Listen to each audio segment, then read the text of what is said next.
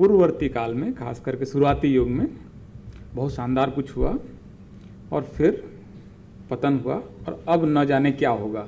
इसको मुझे लगता है बहुत अच्छा स्वर दिया धनंजय चोपड़ा जी ने कि 2026 से 2035 में क्या होगा, इसको लेकर वो एक आशंका सशंकित हैं वो कि भारतीय पत्रकारिता की कुल मिलाकर दिशा क्या होगी, और मतलब क्या क्या क्या तो ये कर देगी और क्या क्या नहीं करेगी, ये कुल मिलाकर स्वर है। क्योंकि मुझे सोशल मीडिया पर बोलना है, लेकिन सोशल मीडिया जिस समय तक आया है उससे पहले का भी एक इतिहास है। इतिहास बताने वाले बहुत सारे लोग आए, मैं उस पूरे इतिहास को कंसाइज कर रहा हूँ 3 से 4 मिनट में। तो 20 मिनट का मेरा समय है। मैं इसको अपने इस तरह से बांटता हूँ कि 3 से 4 मिनट में मैं सोशल मीडिया से पहले की पत्रकारिता, उसके बाद से 12 से 13 मिनट में मैं सोशल मीडिया युग में जो हो रहा है उस पर, और उसके बाद का 2 से 3 मिनट मैं क्षमा शर्मा जी और हिमांशु को रिस्पॉन्ड करने में लगाऊंगा। देखिए, एक तो चीज़ बहुत स्पष्ट है कि भारतीय पत्रकारिता का कोई स्वर्णकाल नहीं था। ऐसा कोई पीरियड नहीं था जब सब कुछ बहुत शानदार था, बहुत गौरवशाली था। लोग कह सकते हैं पुराना दौर जो हमने नहीं देखा है वो लग सकता है कि बहुत अच्छा होगा, और इसकी वजह है, इसको मैं 3 मैट्रिक्स पे ले रहा हूँ। मैं मानता हूँ कि पत्रकारिता वो है जिसकी परिभाषा कल राय साहब दे रहे थे एमजे अकबर के हवाले से कि एक संवाददाता लिखे, कोई गेट कीपिंग से वो चीज़ गुजरे और फिर लोगों तक पहुँचे सूचना। इसको मैं पत्रकारिता की एक अच्छी परिभाषा मानता हूँ। पहली बार ये परिभाषा मैंने सुनी है और मुझे लगता है कि एक सुचिंतित परिभाषा है कि मैंने कुछ लिख दिया वो पत्रकारिता नहीं है, ये तो हमेशा किया जाता रहा है। तो इस वजह से कबीर या नारद अपनी महत्वपूर्ण भूमिकाओं के बावजूद मैं उनको पत्रकार नहीं मान सकता हूं, क्योंकि उनकी कोई गेट कीपिंग नहीं हुई होगी। उनको जो मन में आया होगा उन्होंने कहा होगा। उस परिभाषा पर पत्रकारिता जो है वो बाद की चीज़ है, आधुनिक युग की चीज़ है, और इसको मैं पोस्ट इंडस्ट्रियल रिवॉल्यूशन की चीज़ मानता हूं, क्योंकि प्रेस आता ही है आपको 15वीं सदी में। तो उससे पहले पत्रकारिता कोई व्यापक मास जर्नलिज्म या मास कम्युनिकेशन हुआ होगा, मानने को मान सकते हैं, कोई उस पर रोक नहीं है, लेकिन उसका कोई वैज्ञानिक आधार नहीं है कि वैसी कोई पत्रकारिता जैसी कोई चीज़ हुई होगी। और जब मैं पहली बार न्यूज़ रूम में गया तो मैं डेस्क पे था और मुझे सिटी पेज दिया गया था, और उसमें शाम 5 बजे के समय विज्ञापन विभाग से मुझे 2 पेज की एक डमी मिली कि ये हिस्सा जो है ये विज्ञापन है, बाकी हिस्से को भर देना आपका काम है। तो विज्ञापन उसका मूल आधार है, उसके बाद का भर देना जो है वो पत्रकारिता का काम है। और ये एक ऐसा सच है जिसको पत्रकारिता पढ़ने वाला, पत्रकारिता करने वाला हर व्यक्ति जानता है कि हमें 30 मिनट का बुलेटिन बनाना है, लेकिन 6 मिनट विज्ञापन के जाएंगे, आपको 24 मिनट भरना है। तो वो जो 6 मिनट है वो बाकी 24 मिनट को सब्सिडाइज करता है, वहाँ से जो आमदनी होती है उससे बाकी 24 मिनट चलता है। उसी तरह से अखबार में भी विज्ञापन वाला जो सेक्शन है वो एक तरह से पोषण करता है जो बाकी का की पत्रकारिता है उसका। इसको बुरा लग सकता है, लेकिन बगैर विज्ञापन के कोई पत्रकारिता दरअसल हो नहीं सकती है। तब आप कहेंगे कि स्वतंत्रता काल के पहले की जो पत्रकारिता थी उसमें कोई विज्ञापन नहीं था, या महात्मा गांधी ने एक प्रमुख पत्रिका का के उद्घाटन से इसलिए मना ये करने की शर्त रख दी थी कि इसमें विज्ञापन न हो तब मैं उसका उद्घाटन करूंगा, वरना नहीं करूंगा। तो उससे पहले की जो पत्रकारिता थी वो एक तरह से उसको आप इश्तिहार कहिए, आंदोलन का माध्यम कहिए, और तमाम राजनीतिक दलों ने उस समय पत्रकारिता की थी।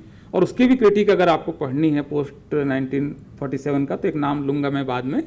खैर, तो 1837 से पहले हिंदी में सिर्फ 2 अखबार हुआ करते थे, मेरे ख्याल से उदंत मार्तंड और बंगबंधु, अगर मुझे नाम सही ख्याल है। और उसी समय 6 ठीक ठाक अखबार फारसी भाषा के हुआ करते थे इसी भारत में। आप कहेंगे ऐसा क्यों हो रहा था? हिंदी का इतना बड़ा संसार, हिंदी के अखबार नहीं और फारसी के अखबार, सबसे ज़्यादा उस समय फारसी के अखबार हुआ करते थे। राम मोहन राय भी एक फारसी का अखबार चलाते थे। वो ऐसा इसलिए था क्योंकि 1837 तक राजकाज की भाषा फारसी थी। वकील, शिक्षक, जज, जमींदार, सरकारी कर्मचारी सारे लोग फारसी पढ़ते थे और फारसी में ही वो, क्योंकि वो फारसी हिंदी का उस समय उस तरह से न वो शिक्षा में थी न राजकाज की भाषा थी, तो उस समय उसमें उसका कोई संसार बना नहीं था, तो इस वजह से उसको कम होना ही था, फारसी के अखबार ज़्यादा थे। बाद के दिनों में चीज़ें बदलती हैं।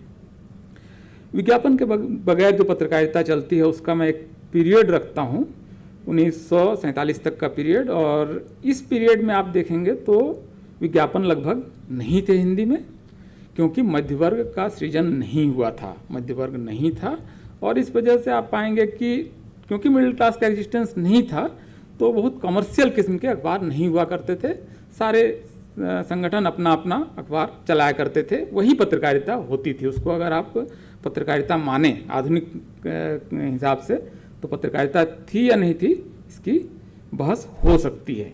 कोई कमर्शियल जर्नलिज्म नहीं था। और मैं कह रहा हूँ आपको कि जो शुरुआती इवन फ्रांस में या बाकी जगहों पर जो पत्रकारिता हुई या अखबार हुए, वो विज्ञापन पहले पन्ने विज्ञापन से भरते थे। आज नहीं हो गया है ये, कोई आज कोई पतन नहीं हो गया है। हिक्कीज गजट शुरुआती देखिएगा तो आपको पहले के शुरुआती पन्नों में कि कौन सा जहाज आएगा, कितना ये जो कॉटन है उसका क्या रेट होगा, यही इससे भरे होते थे। यही मतलब उसके लिए होता था, बाकी उसको लोग उठा लें इसके लिए कुछ सूचनाएं समाचार डाल दिए जाते थे। खैर 1947 के बाद का हिंदी वाला जो समय था वो संभावनाओं का समय था। लोगों को लगा था कि भारत अब हिंदी का दौर आ रहा है, और हिंदी, इस वजह से रेमिंगटन ने उस समय बहुत बड़ी एक फैक्ट्री लगाई थी हिंदी टाइपराइटर की, जो उन्होंने बाद में बंद कर दी। उनको लगा कि हिंदी का ऐसा कुछ जादू नहीं होने वाला है, वो अंग्रेजी ही रहेगी। खैर उसी समय आपको हिंदुस्तान, नवभारत टाइम्स, नई दुनिया, अमर उजाला, इवन जागरण भी कानपुर गया है। ये सब 47-48 में हो रहा है, इस उम्मीद में कि हिंदी का संसार आ रहा है, हिंदी अब बहुत मतलब हिंदी का दौर आ रहा है और हिंदी में हम अखबार चलाएंगे तो बिजनेस होगा। ये सब आप देखिए तो सब बड़े बिजनेस हाउसेज या बिजनेस हाउसेज के हैं। मैंने 8 या 10 संस्थानों में काम किया है और मैं उसको लिस्ट करने की कोशिश कर रहा था, तो मैंने पहला डालमिया हाउस से ही मेरी पत्रकारिता शुरू हुई है, साहू जैन साहब के यहाँ, फिर गोयनका, फिर अरुण पुरी आते हैं जो थॉमसन प्रेस के मालिक थे, फिर अग्रवाल महेश्वरीज, फिर सुभाष चंद्रा जी, फिर रूपर्ट मर्डॉक, फिर राघव बहल और अंबानी जी का जो संस्थान है, बिरला जी का। मतलब मैं उस जो पूंजी और अखबार का रिलेशन है इसको नकार दूं, ये मतलब अगर ये मैं कर रहा हूं तो शायद असत्य कह रहा हूं, झूठ कह रहा हूं। हम सारे लोगों का जो कमर्शियल जर्नलिज्म के अंदर हैं वो दरअसल किसी न किसी मीडिया हाउस के अंदर ही काम करते हैं। तो पूंजी इतनी बुरी चीज़ अगर किसी को लग रही है तो मतलब फिर उसको पता नहीं कैसे उसको रेशनलाइज करेंगे, और पैसा सेठ का होगा और क्रांति आप करेंगे, ये मतलब थोड़ी ज़्यादा महत्वाकांक्षी आप हो रहे हैं, कोई नहीं करने देगा उसको, ये संभव ही नहीं है।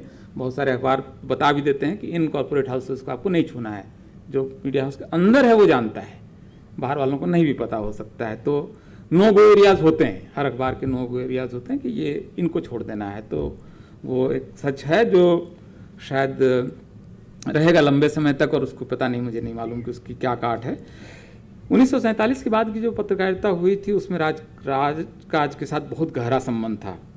दिल्ली में जब पत्रकार आए थे तो उनको रहने का घर मीडिया संस्थानों ने नहीं प्रोवाइड कराया, सरकार ने प्रोवाइड कराया। तो जाहिर है जब सरकार घर प्रोवाइड करा रही है 1947 के बाद पत्रकारों को, D2 फ्लैट मिला करते थे उनको, तो वो सरकार देती थी, नहीं देने का चूंकि अगले साल विकल्प होता था। तो ये अपने आप में इतना बड़ा एक गेट कीपिंग है कि अगले साल क्योंकि आपको नहीं मिल सकता है, ये तय कर देता था कि आप सरकार के साथ क्या संबंध रखेंगे। मैं किसी भी पत्रकारिता के विद्यार्थी से कहूँगा सप्रे संग्रहालय जाएं, नहीं जा सकते हैं, दिल्ली में हैं तो पुरानी दिल्ली रेलवे स्टेशन के पास दिल्ली पब्लिक लाइब्रेरी है, 1947 के बाद के अखबार रखे हुए हैं। उतनी घनघोर चापलूसी, जी हजूरी की पत्रकारिता आज नहीं हो सकती है, आज संभव नहीं है, आज लोग उसको फेंक देंगे।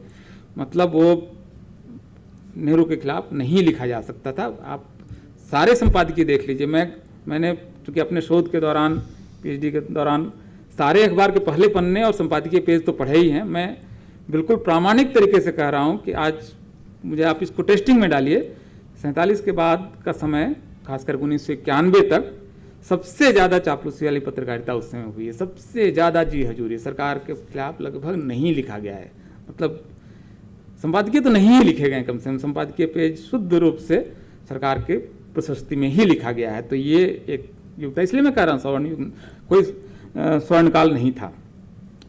चीज़ें बदली हैं जाकर जब पूंजी का प्रवेश होता है। 1991 के बाद आपको प्राइवेट चैनल आते हैं, उनके बीच की होड़ शुरू होती है, कॉरपोरेट्स का विज्ञापन आता है। सरकारी विज्ञापन तब तक चलते थे बहुत ज़्यादा, 1991 तक। सरकार अगर पूरा का पूरा, वही मैं कह रहा हूँ ना कि वो जो खाली हमें डमी मिलता था जिसमें विज्ञापन का हिस्सा क्रॉस करके मिलता था और खाली जगह हम भरते थे, क्योंकि वो जो क्रॉस भरा हुआ था वो हमारा वेतन प्रोवाइड करता था। तो आप समझ सकते हैं उसका क्या मतलब है।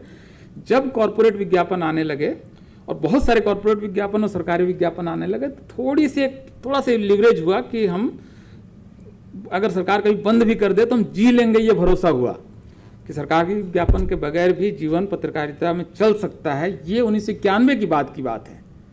और 1991 के बाद आपको रंगीन विज्ञापन आते हैं, अखबारों के पास थोड़ा पैसा आता है, चीज़ें ठीक होती हैं, पत्रकारों की ज़िंदगी भी थोड़ी सी बेहतर होती है। उसके बाद टीवी पत्रकारिता आती है, आपको मालूम है कि एक दौर है। तो ये मेरा इतिहास का पीरियड है। 2016 के बाद बड़े पैमाने पर, खासकर कि जियो के आने के बाद, लगभग हर हाथ में मोबाइल आ जाता है और वो पीरियड है आपको डिजिटल जर्नलिज्म का। और मुझे लगता है कि पत्रकारिता का ये सबसे डेमोक्रेटिक पीरियड है। अभी जिस समय हम हैं, इस समय पत्रकारिता जितनी लोकतांत्रिक है इतनी आज तक कभी नहीं थी। और जब ओबामा ने अपने पहले इनॉग्रेशन में, पहले राष्ट्रपति काल के पहले उद्घाटन, जब उसका मतलब जिसको वहाँ शपथ ग्रहण करते हैं, बाइबल पे शपथ लेते हैं, और इससे वहाँ का उसकी सेकुलरिज्म को कोई बाधा नहीं आती। यहाँ कोई गीता पे शपथ ले तो पता नहीं क्या क्या हो जाएगा। खैर, तो उसमें ब्लॉगर्स बुलाए गए थे, पहली बार जो ब्लॉग लिखते थे वो बुलाए गए थे। और वो एक डिपार्चर था कि अब पत्रकारिता सिर्फ अरबपति मीडिया संस्थान नहीं करेंगे, एक व्यक्ति जिसके पास मोबाइल है वो भी सूचना दे सकता है, बेशक वो उसको पत्रकारिता की क्लासिक श्रेणी में न लाया जाए।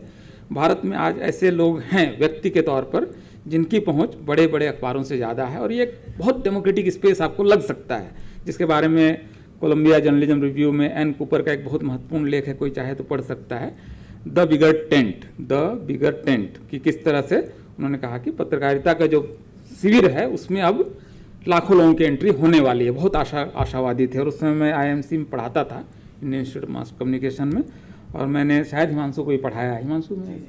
तो उस समय मैं कहता था कि 10 रुपये में आप पत्रकारिता कर सकते हैं। अगर आपके पास 10 रुपये साइबर कैफे में जाके आप कुछ लिख सकते हैं तो आप पत्रकारिता कर सकते हैं, क्योंकि आप जो सूचना देंगे वो लाखों लोगों तक पहुंच जाएगा। उस समय मैं बहुत चरम आशावाद के दौर में था, 2012-13 के युग में। लेकिन वो चरम आशावाद का आज खंडन हो गया है, और जो मुझे लग रहा था कि डिजिटल युग में कोई स्वर्ण युग आएगा और बहुत डेमोक्रेटाइज हो जाएगा, मेरा वो जो प्रथम कथन था कि कोई स्वर्णकाल नहीं था, उसको इस युग ने एक और जो उम्मीद का दौर था वो भी खंडित हुआ। तो अब मैं उस सेंटेंस को दोबारा कह सकता हूँ कि कोई स्वर्णकाल नहीं था, ये वाला भी नहीं है अब, क्योंकि अब मुझे पता चला कि हम जिसको मान रहे थे कि हमने लिखा और लाखों लोगों तक पहुंच गया, इसका कंट्रोल हमारे पास नहीं है, उन प्लेटफॉर्म्स के पास है। अपने एल्गोरिदम से एक्स कंटेंट को वो लाखों लोगों तक पहुंचाते हैं और वाई कंटेंट को वो कहीं ना कहीं रोक देने की क्षमता रखते हैं। तो हमारे जो कंट्रोल्स हैं वो बहुत ज़्यादा अमेरिका के जो बैठे हुए उन मीडिया प्लेटफॉर्म्स हैं उनके पास हैं, मेटा के पास, इंस्टा और ये सब, और ट्विटर और एक्स, और इनके जो, ये एक ऐसी समस्या है जो कि हमें आगे चलकर तमाम देशों को परेशान कर सकती है। और भारत उन देशों में है जिसके लिए बहुत श्रेयकर स्थिति नहीं है कि हम हमारे फीड में क्या आए और कौन सा रील के बाद कौन सा रील आए, इसका कंट्रोल भारत में नहीं है, व्यक्ति के हाथ में तो कतई नहीं है, भारत की सरकार के भी हाथ में नहीं, चुनी हुई सरकार के भी हाथ में नहीं कि हमारी फीड पर क्या आएगा।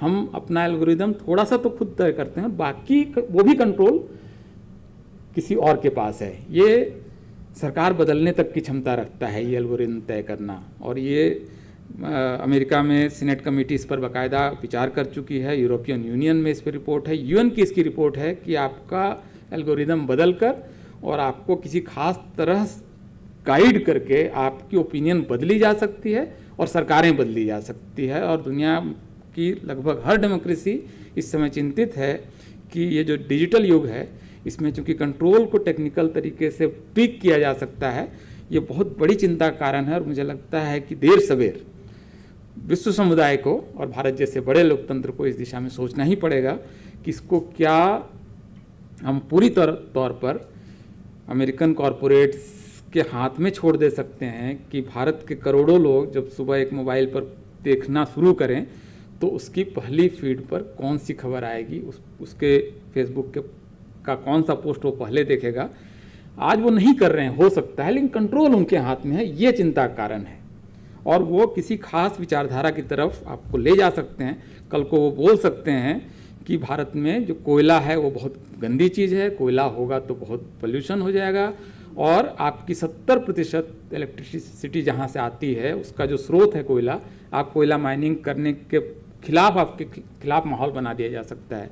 वो चाहें तो आपका एल्गोरिथम तय करके ये माहौल बना दे सकते हैं कि सौर ऊर्जा से जो है वो सारी धरती अगर पट जाएगी तो खेती की ज़मीन घट जाएगी और उससे तो और गर्मी बढ़ जाएगी। और हो सकता है कि आपके देश में एक आंदोलन खड़ा हो जाए कि सौर ऊर्जा के पैनल्स नहीं लग सकते हैं। आपके देश में इस बात को लेकर आंदोलन हो सकता है कि जो डिफेंस में भारत इस समय डिफेंस प्रोडक्शन में बहुत आगे तेज़ी से बढ़ रहा है, ये कहा जा सकता है कि विश्व शांति के लिए भारत कितना बड़ा खतरा बन गया है और डिफेंस प्रोडक्शन के खिलाफ आपके देश में आंदोलन शुरू कराया जा सकता है। ये सारे काम कराए जा सकते हैं। ये हो सकता है कि जो सांस्कृतिक नवोन्मेष और नवोत्थान का दौर शुरू हुआ है, ये कहा जा सकता है कि जो भारतीय संस्कृति को फिर से गौरवशाली स्तर पर हासिल करने की कोशिश है, ये कितनी पुरातनपंथी बात है, कितनी रेट्रोग्रेड है और इससे कैसे समाज प्रभावित हो जाएगा और इस पूरे इनिशिएटिव को स्कटल किया जा सकता है।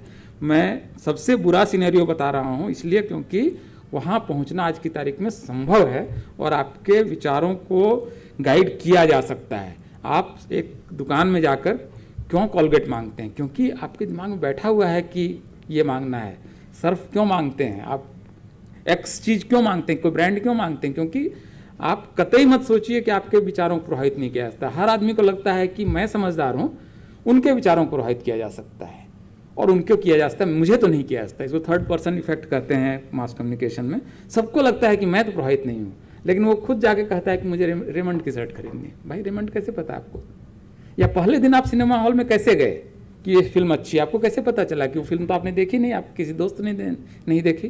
तो अल्टीमेटली मीडिया कैंपेन के जरिए बताया गया कि एक्स फिल्म आने वाली है, बहुत अच्छी फिल्म है। प्रभावित हुए ना आप? नहीं प्रभावित हुए तो आप पहले दिन सिनेमा हॉल कैसे भर रहा है? कोई तो बता रहा है ना कि ये फिल्म बहुत अच्छी है।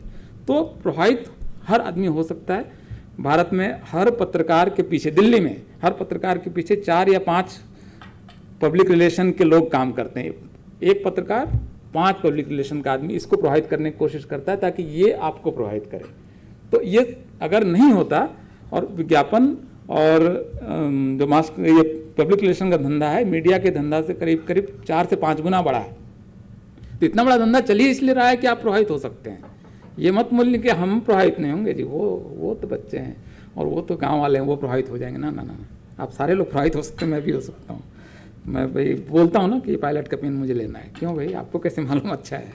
एनीवेज, तो ये संकट है, रियल संकट है और हमें लगता है कि सतर्क होना चाहिए। एक जो पॉलिसी मेकर्स हैं उनको भी और जनता के स्तर पर भी हम सारे लोग प्रभावित किए जा रहे हैं और इसका कंट्रोल कहीं और है। ये ज़्यादा चिंता का विषय है। कंट्रोल हमारे हाथ में नहीं है इन प्लेटफॉर्म्स का। कितना 3 मिनट है मेरे पास? और हेलो,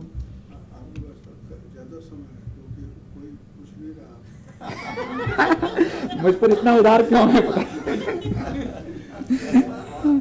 मान लिया है कि आप स्वर्ण युग से शंकु युग में आ गए। बिल्कुल। हम नहीं सर, स्वर्ण में कहाँ, मतलब जी, ओके कोई बात नहीं, मैं अब 3 मिनट ले ही लेता हूँ क्योंकि आपने मुझे टोका नहीं। तो ये जो एल्गोरिदम जिसकी चिंता हिमांशु भी जता रहे थे, सारे लोग भी बोल रहे हैं कि हम सब लोगों की जो फीड है और हमारा काफ़ी अच्छा खासा समय उसमें जाता है और भारत में लगभग 100 करोड़ के आसपास स्मार्टफोन हैं। तो आप समझ सकते हैं कि किस तरह से जैसे म्यांमार में जो दंगा हुआ, उस दंगा के बारे में अंतर्राष्ट्रीय जो बड़े थिंक टैंक्स हैं उन सबकी आम राय है कि वो दंगा फेसबुक ने कराया। और फेसबुक इसलिए कराया, नहीं कराया कि वो चाहता था, बल्कि फेसबुक में जब इस तरह के द्वेष वाली चीज़ें जाने शुरू हुई, उस समय फेसबुक के पास पूरे म्यांमार में बर्मी भाषा जो है उसको जानने वाला सिर्फ 2 आदमी था जो उसको कंट्रोल करना था, जिनमें से उनको, और वो दोनों अमेरिका में बैठे हुए थे। तो उनको पता ही नहीं चला कि उसके जरिए कितना जहर फैला दिया गया है। तो ये जो क्योंकि वो बहुत पैसा इस पर खर्च नहीं कर सकते मीडिया को कंट्रोल करने में, उनका इंटरेस्ट नहीं है। दंगा हो गया, उनका क्या फ़र्क पड़ता है, बॉटम लाइन और टॉप लाइन उनकी ठीक ठाक चल रही है। तो उनके लिए वो बहुत चिंता का विषय नहीं। अब मैं संक्षेप में 2 चीज़ों पर रिस्पॉन्ड करता हूँ। एक तो क्षमा शर्मा जी का की जो टिप्पणी थी कि महिलाएं पत्रकारिता में कम थीं, और दैनिक हिंदुस्तान का उन्होंने उदाहरण दिया कि कुल 1200 लोगों में 12 से कम लोग महिलाएं थी, 1200 में 12। तो ये एक्चुअली मुझे लगता है कि ये बहुत कोई मेरे शब्द को टुकड़े में काट कर मत पढ़िए कि ये अलग से चिंता का कारण नहीं है। इसलिए क्योंकि भारतीय समाज की संरचनाओं से बहुत सारी चीज़ें निकलती हैं। ये कोई भारतीय समाज की अपनी एक गति है, धीरे धीरे चीज़ें बदलती है। मतलब जैसे ट्रक जो है वो धीरे धीरे पिकअप पकड़ता है, बाइक सट से भाग जाती है। तो बड़ी मशीन है, धीरे धीरे बदलेगी, लेकिन वो संकट है, और वो संकट बल्कि था, मैं इस्तेमाल करूँगा। आज की तारीख में मीडिया हाउसेज में 60 से 70% लड़कियां हैं, और मैं लास्ट जब द प्रिंट में कॉलम लिखता था तो मुझे लगता है कि 80% तक वहाँ पर लड़कियां थी, 20% मुश्किल से पुरुष होंगे। और किसी मीडिया संस्थान में आज जाकर आप देख लीजिए तो जर्नलिज्म में 70-80% तक लड़कियां हैं। तो लड़कियों वाली प्रॉब्लम तो क्षमा जी सॉल्व हो गई है, और इसके तमाम कारण है। इसमें महिलाओं का बहुत नीचे से सशक्तिकरण भी हुआ है, खास करके अगर आप नरेंद्र मोदी जी के युग में अगर आप देखें, युग शब्द इस्तेमाल कर रहा हूँ, 12 साल हो गए इसलिए, तो मोदी युग में आप देखेंगे तो महिलाओं के सशक्तिकरण के इतने होना शुरू हो गया था, लेकिन अब वो पीक पर जा रहा है, अब वो पीक पर जाने लगा है। और इसकी वजह है कि बहुत नीचे से भी अब सशक्तिकरण हो रहा है बहुत तेजी से। अब मुद्रा लोन है, 57 करोड़ लोन है, इसमें लगभग 30 करोड़ लोन तो महिलाओं को दिए गए हैं। अब जनधन खाता खुला हुआ, लोगों को लगता है छोटी बात है, खाता खुल गया, भाई महिलाओं का पहली बार बैंक के अंदर वो जा पा रही, पहली बार खाता खुला, उनके अकाउंट में पैसा आ रहा है, और पति बोल रहा है कि कुछ पैसा दे दो, मुझे काम है। इस एम्पावरमेंट को आप मतलब महिलाएं समझ सकती हैं कि वो क्या लगता होगा जब पति उनके पास आता होगा कि कुछ रुपया मेरे अकाउंट में डाल दो तो मैं ये कर लूँ। या आपको उज्ज्वला योजना में आप 10 करोड़ से ज़्यादा महिलाओं को मतलब वो धुएं से मुक्ति मिल गई। तो इस तरह की योजनाएं बहुत सारी आई हैं, और ये नीचे से एम्पावरमेंट हुआ है। इसका असर अभी हम और देखेंगे, 80% से भी ज़्यादा जाएगा शायद, ये संभव है मुझे लगता है। तो एक तो ये, अब इसकी ज़रूरत नहीं, मैंने अब एक ही मिनट में लेना है। तो ये मुझे लगता है कि एक इस समस्या का समाधान हुआ है। हालांकि उसी समय जिस समय आपने ये इस महिला विमर्श को देखा, और इस आयोजन में भी महिला विषय को अलग से दिया गया, उसको स्थान जो उचित भी है, लेकिन उसी समय में मेरा अपना अनुमान है, हो सकता है मैं गलत हूँ, कि 1200 लोगों में शायद पत्रकारों में अनुसूचित जाति का शायद एक भी नहीं होगा। मतलब अंदाज लगा रहा हूँ, ग्रेस मतलब गेस कर रहा हूँ मैं, और ओबीसी के शायद 1-2 होंगे। तो वो भी मुझे लगता है कि वही है, बड़ी गाड़ी है, धीरे धीरे जब स्ट्रक्चर नीचे से बदलेगा, उसमें मिडिल क्लास फॉर्मेशन होगा, शिक्षा होगी, तो हो जाएगा।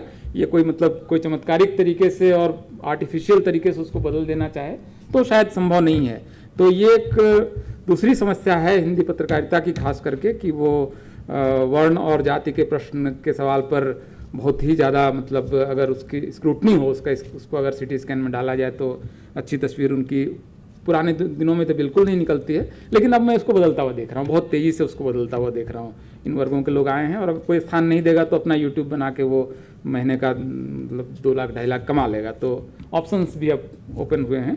और हिमांशु जी, आपको मैं रिस्पॉन्ड नहीं कर रहा हूँ। थैंक यू, धन्यवाद।